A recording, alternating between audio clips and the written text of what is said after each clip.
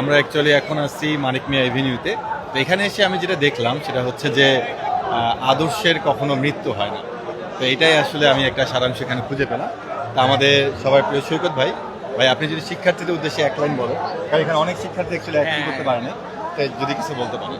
আচ্ছা, যেটা আমি তোমাদেরকে একটা মেসেজ দিব সেটা হচ্ছে যে যে হাদি আসলে তুমি আমি আমরা আমরা সবাই আসলে হাদি।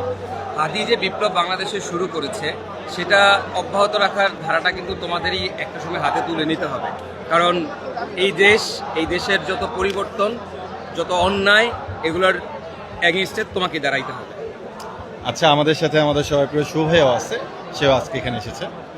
আচ্ছা, মানে তোমাদেরকে বলতে চাই যে জন্ম আসলে যেমন তেমন হোক, মৃত্যুটা যদি এরকম হয় যেন সেরকমভাবে আসলে কাজ করে যাও, তাহলে আসলে মৃত্যুর পরেও অনেক দীর্ঘায়িত হবে জীবনটা। ওকে, আমরা এখন আমাদের আরেকজন আছে, আমাদের হৃদয় আছে। তো হৃদয়, আমি যেটা বলবো, হাদি ভাই যে ন্যায় নীতি বাংলাদেশে প্রতিষ্ঠা করতে চেয়েছিল এবং যে পরিবর্তনগুলো তিনি চিন্তা করেছিলেন, আমাদের এইগুলো ভুলে যাওয়া যাবে না। আমরা সবাই মিলে বাংলাদেশকে, উনি যেই সুন্দর বাংলাদেশের লক্ষ্য ছিল, আমাদের সবারই কিন্তু সেটা রাখা উচিত। আর তোমরাই ভবিষ্যৎ প্রজন্ম, তোমাদের হাত ধরেই যেন এই পরিবর্তনগুলো আসে। আসলে দেখো যে একজন শহীদ ব্যক্তির জানাজাতে কত মানুষ, মানে আমরা যখন এই সংসদে যখন আসবো তখন আসলে এত ভিড় ছিল যে আমরা কিভাবে প্রবেশ করছি এটা আমরা আসলে নিজেও বলতে পারি না।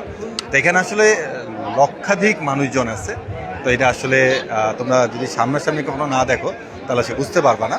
তো এই জন্যে আমরা মনে করলাম যে আমরা আমাদের শিক্ষার্থীদের জন্য ছোট্ট একটা ভিডিও বানাই।